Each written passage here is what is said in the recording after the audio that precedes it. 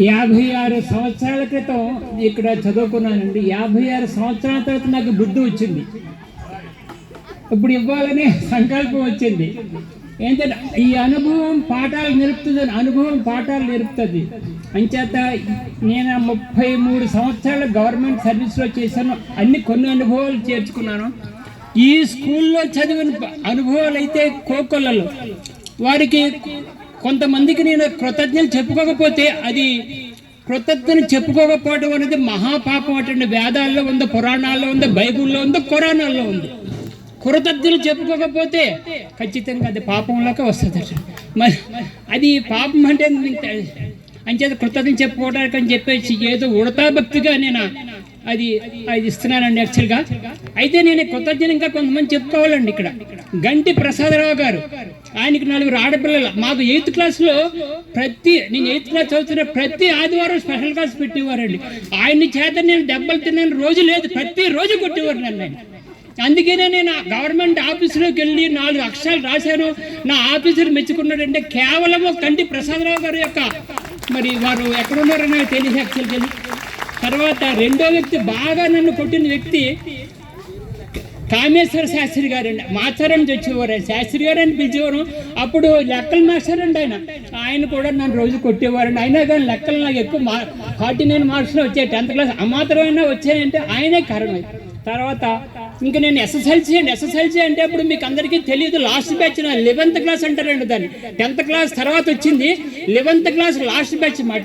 అయితే నంద్యాల సత్యనారాయణ గారు దానికి హెడ్ మాస్టర్. ఆయన మహానుభావుడు అమలాపురంలో ఉండేవారండి.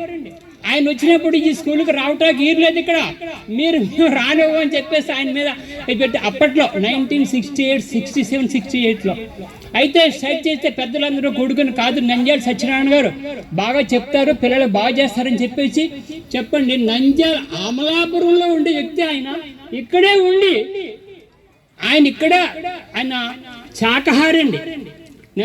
అయితే ఒక చిన్న గిన్నెలో అన్నం వండుకొని కూరగాయలు వేసుకుని అవే తినేవాడు.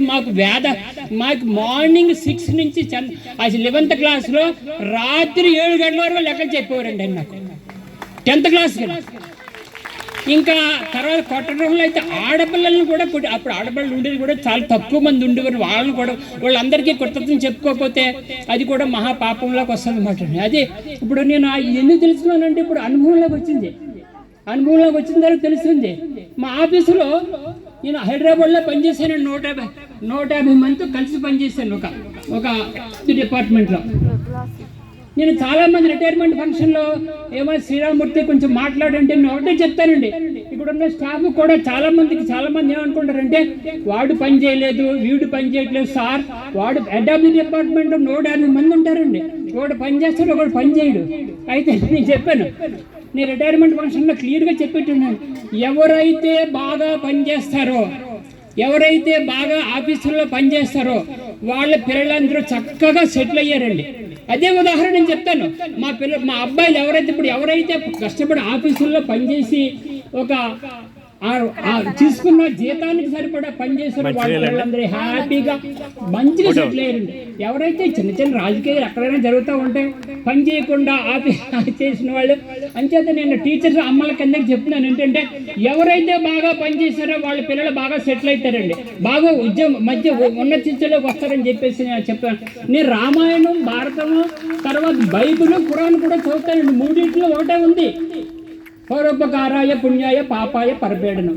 వేదాలు చదివానండి. 18 పురాణాలు ఉన్నాయి, కొద్దిగా చదివాను. ఏంటి ఎన్నింటిలో ఉన్నాయంటే ఒకటే వాక్యం ఉందండి. దాంట్లో అంత సారాంశం ఒకటే కనపడుతుంది. దాంట్లో పరోపకారాయ పుణ్యాయ పాపాయ పరపీడనం. పరోపకారం చేస్తే పుణ్యం వస్తుంది, అపకారం చేస్తే పాపం వస్తుంది. That is the essence of all the essence. Bible and Quran అంటారు, పురాణాలు, మహాభారతం రోజు వింటూ ఉంటాను. ఈ మధ్యన భారతం ఇంక ఖాళీ కూర్చుంటే నేను వేరే సీరియల్స్ అవి చూడకుండా భారతం వింటున్నా. ఎవరో ఒకరు ఏదో చెప్తా ఉంటారు మంచి విషయాలు.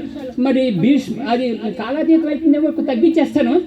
అయితే భీష్ముడు అంపశయ్య మీద ఉన్నప్పుడు ధర్మరాజు గారు కృష్ణుడు తీసుకొస్తాడు ధర్మరాజు గారిని.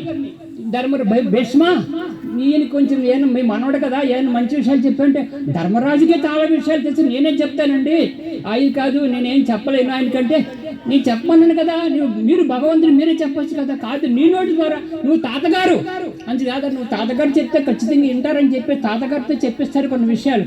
ఆ విషయాలు మరి అవి చాలా అమృత తుల్యమైన విషయాలండి. అవి ఖచ్చితంగా మనం దాంట్లో ఆయన చాలా ఎన్ని విషయాలు అంటే ఆయన మరి లలిత సహస్ర ఇవి విష్ణు పురాణం ఇవన్నీ చెప్తూ ఆయన ఒక 5 విషయాలు చెప్తారండి. ఈ మొత్తం సృష్టి అంతా, ఈ మన సమాజం అంతా, మానవతా విలువలన్నీ కూడా సత్యధర్మ శాంతి ప్రేమ అహింస ఈ 5 మీద ఆధారపడి ఉంటుంది. మరి అహింస గురించి చెప్పమంటే ఆయన చెప్తాడు, ఇప్పుడు వరకు నువ్వు రాజు కాబట్టి ఏ ఇష్టం వచ్చినట్టు తిన్నావు, ఇప్పుడు వెనక ఇంకా అహింస అంటే అది కొన్ని తినకూడదు, అది తినకూడదు అని చెప్పి అప్పటేసి ఈ రాజుగారు మరి తినడం మానేశారండి అవన్నీ. అయితే అంచేదంటే ధర్మరాజు గారు మరి కృష్ణుడు భీష్ముడు చెప్పించారండి ఇవన్నీ విషయాలు, అన్ని విషయాలు చెప్పించారు. బాగుంది. అదే ఇక్కడ ఇంకొక విషయం చెప్పేసి మానేస్తానండి నేను. మన కృతజ్ఞత చెప్పుకోకపోతే ఎంత పాపం. గరుడ పురాణంలో ఉందండి, మనం చేసిన దానికి ఖచ్చితంగా తీసుకునే జీతానికి పని చేయకపోతే దానికి నరకంలో ఏం జరుగుతుంది అనేది గరుడ పురాణంలో రాశాడు, మహాభారతంలో రాశాడు, రామాయణంలో కూడా. తర్వాత శ్రీకృష్ణ ఉద్ధవ సంవాదం అని చెప్పేసి మా తాతగారు రాశాడు ఒకటి. దాంట్లో కూడా ఏ తప్పు చేస్తే ఏ పాపం వస్తుంది, ఈ కృతజ్ఞతలు చెప్పుకోకపోతే ఖచ్చితంగా రౌర నరకం వస్తుంది. అంచేత ప్రతి చదివిన వాళ్ళు కూడా అందరూ కూడా మళ్ళీ పాఠశాలకి ఖచ్చితంగా ఏదో రుణం తీర్చుకోవాలి. అందుకనే వేదాల్లో చెప్పారండి, గురు రుణం, ఋషి రుణం, తల్లిదండ్రుల రుణం తీర్చుకోలేరు, తల్లి రుణం ఎవరో తీర్చుకోలేరండి. కనీసం తీర్చుకోవాల్సినవి కొన్ని ఉన్నాయి. ఇటువంటి వాటిలో ఖచ్చితంగా తీర్చుకోవచ్చు అని చెప్పేసి చెప్పారు. అయితే కొన్ని తీర్చుకోకపోతే మాత్రం ఖచ్చితంగా నరకాన్ని అనుభవించి వస్తుంది. నరకాన్ని కాకుండా మరి నేను మళ్ళీ జన్మెత్తుతానండి, మళ్ళీ ఇంకెన్ని అనుభవిస్తానండి, గర్భవాసం చేస్తానంటే మీ ఇష్టం. అదైతే ఏ రుణాలు ఉంచుకోకూడదండి. ఖచ్చితంగా స్కూల్లో ఈ మధ్యన 4వ తారీఖు ఈనాడు ఎడిటోరియల్ రాశారు. ఏమని రాశారంటేనండి, కృతజ్ఞత ఎలా తీర్చుకోవాలి అది ఎడిటోరియల్ రాశారండి. మద్రాసు ఐఐటికి ఎన్ఆర్ఐస్ 218 కోట్లు ఇచ్చారండి ధనం. 218 కోట్లు ఇచ్చారు. ఎందుకు ఇచ్చారంటే వాళ్ళు మరి ఐఐటీలో చదువుకుని పెద్ద ఉద్యోగాల్లో ఉంటారండి. నేను చిన్న ఉద్యోగమే, ఒక ఆఫీసులో ఒక సూపరింటెండెంట్గా రిటైర్ అయ్యానంటే చిన్న ఉద్యోగం ఏదో నాకు తోచింది ఇచ్చాను, మంచి రుణం తెచ్చుకున్నాను.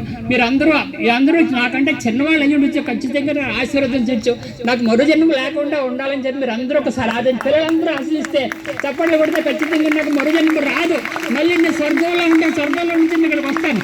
సాయిరామ్, జై సాయిరామ్. Thank you. మోక్షాన్ని కోరుకుంటున్నారు, వారికి ఆ మోక్షాన్ని ప్రసాదించాలని ఆ భగవంతుడిని కోరుకుంటూ థ్యాంక్ యూ సార్.